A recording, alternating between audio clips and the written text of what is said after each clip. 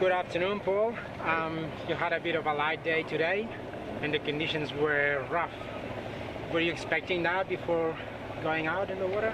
Yeah, obviously there's this bit of weather passing through this morning. We saw plenty of rain and then cleared up a little bit of sunshine, and we're hoping for some breeze. We got a little bit, but I think we've been pretty fortunate the last 2 weeks we've been here sailing. We've had some fantastic conditions and done a lot of great sailing, and then today is a little bit of a dark reality that maybe this is what's in store for us. A little bit bigger waves, a little bit lighter wind, and some really tricky sailing conditions.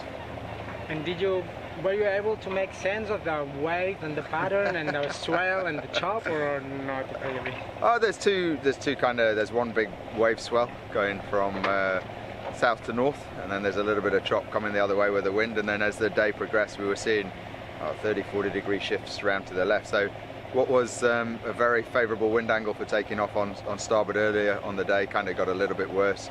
Port got a bit easier, but it was really good to test out the LEQ with our own foils in these conditions, and again, every time you go out you learn a lot. So you say the difference in how quick you were to get on the foils was more depending on the waves rather than the foils themselves, or? Yeah, the wave angle played a massive part of it today. I think you could have probably had any foil on the boat, and on starboard you'd have had a sniff at going, and on port it would have been almost impossible.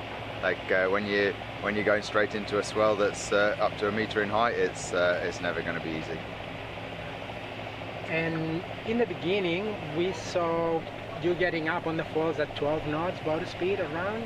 Later on it seems like you were looking for higher speed before you got on the foils. Is that on purpose, or? I think a lot of it's just down to the waves and how you're surging. Obviously as you're dropping down some waves, even if you're not going so fast, half the boat releases just naturally depending on if you're in the peak or the trough, so you're able to take off quite early at some wind angles and wave angles, whereas when the breeze shifts around a little bit, then all of a sudden it gets a bit harder to release the boat, so you've got to get a lot more speed to be able to get the thing out of the water. So it's all down to wave angle and height, really.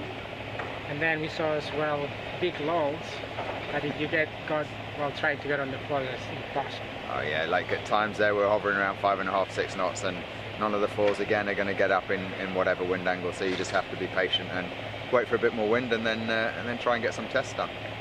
And during the day, did you change much your settings on the boat, or? Yeah, we had a lot of experimenting today. Obviously the waves were on starboard as the breeze came around. You end up very square onto the swell. So at some point the hull's touching and the foil's out of the water, or the foil's in the water and the hull's a long way out. So you're playing around with different can settings, different pitches, and then obviously setting the sails up a lot more forgiving than you would be for ultimate performance. So we learnt a lot today, and we just got to review it all, so hopefully when we go out tomorrow or the day after, we're in a better spot to learn some more. Thank you very much for your time, Paul. Cheers.